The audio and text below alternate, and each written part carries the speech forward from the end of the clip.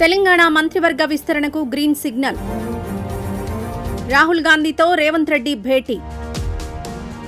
విమానంలో రాహుల్తో కలిసి ఢిల్లీ వెళ్లిన రేవంత్, మహేష్ గౌడ్. తెలంగాణ రాజకీయాలపై సుదీర్ఘ చర్చ. మంత్రివర్గంలో ఎవరిని తీసుకోవాలి, ఎవరిని తీసివేయాలనే దానిపై చర్చ. ఇద్దరు మంత్రులను తొలగించేందుకు రాహుల్ గాంధీ గ్రీన్ సిగ్నల్. కోమటిరెడ్డి వెంకట్రెడ్డి, పొన్నం ప్రభాకర్ను తొలగించాలని నిర్ణయం. కొండా సురేఖను కొనసాగించడమే బెటర్ అనే ఆలోచనలో కాంగ్రెస్. కొండా, పొన్నాన్ని తొలగిస్తే ఇద్దరు బీసీలను తొలగించారని ప్రచారం చేసే ఛాన్స్. బీసీలకు ఆగ్రహం తెప్పించకుండా మంత్రివర్గ విస్తరణ చేపట్టాలని నిర్ణయం. జనవరి చివరి వారంలో మంత్రివర్గ విస్తరణ ఉండే ఛాన్స్. కోమటిరెడ్డి వెంకట్రెడ్డి స్థానాన్ని ఆయన సోదరుడు రాజగోపాల్ రెడ్డితో భర్తీ చేసే ఛాన్స్. పొన్నం ప్రభాకర్ స్థానాన్ని మహేష్ కుమార్ గౌడ్తో భర్తీ చేసే అవకాశం.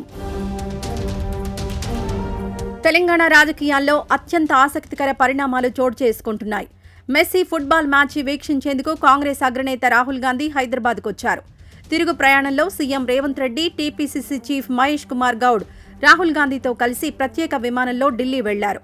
ఈ సందర్భంగా రాహుల్ గాంధీతో దాదాపు గంటకు పైగా రేవంత్, మహేష్ కుమార్ గౌడ్ తెలంగాణ రాష్ట్ర రాజకీయాలపై చర్చించారు.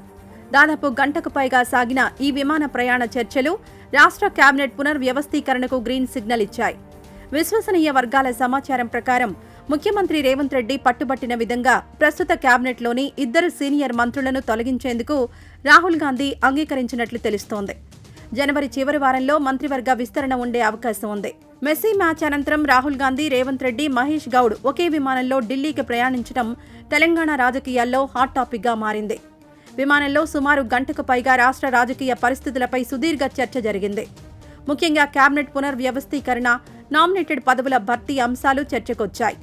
సీఎం రేవంత్ రెడ్డి కేబినెట్లో మార్పులు చేయాల్సిన ఆవశ్యకతను, పనితీరు మెరుగుదల అవసరాన్ని రాహుల్ గాంధీకి వివరించారు.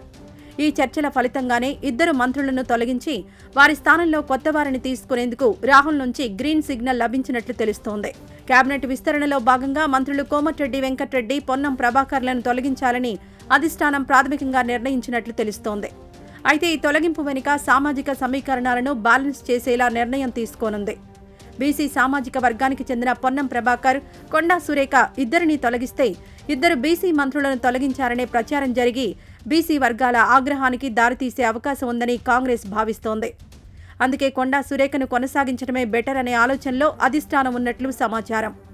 బీసీలకు ఆగ్రహం తెప్పించకుండా కేవలం పొన్నం ప్రభాకర్ను మాత్రమే తొలగించేందుకు నిర్ణయం తీసుకున్నట్లు రాజకీయ వర్గాల్లో చర్చ జరుగుతోంది.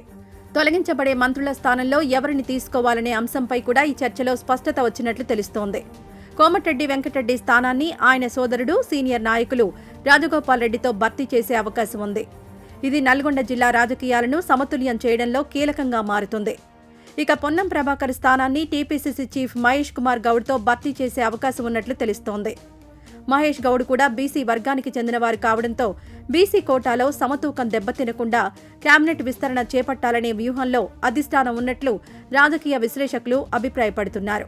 రాజకీయ చర్చలతో పాటు సీఎం రేవంత్ రెడ్డి ఇటీవల నిర్వహించిన తెలంగాణ రైజింగ్ సమ్మిట్ విజయం గురించి కూడా రాహుల్ గాంధీకి వివరించారు. ఈ సమ్మిట్లో అంచనాలకు మించి 5,75,000 కోట్లకు పైగా పెట్టుబడులొచ్చాయని సీఎం వివరించారు. ముఖ్యమంత్రి పనితీరుపై రాహుల్ గాంధీ సంతృప్తి వ్యక్తం చేసి ఆయనకు అభినందనలు తెలిపారు. అంతర్జాతీయ వేదికపై తెలంగాణకు లభించిన ఈ అపూర్వ స్పందనపై రాహుల్ గాంధీ హర్షం వ్యక్తం చేశారు. ఈ పెట్టుబడులు రాష్ట్రానికి నూతన దశను తీసుకురానున్నాయని రేవంత్ రెడ్డి రాహుల్ గాంధీకి తెలిపారు. తెలంగాణ కేబినెట్ విస్తరణ జనవరి చివరి వారంలో ఉండే ఛాన్స్ ఉన్నట్లు తెలుస్తోంది.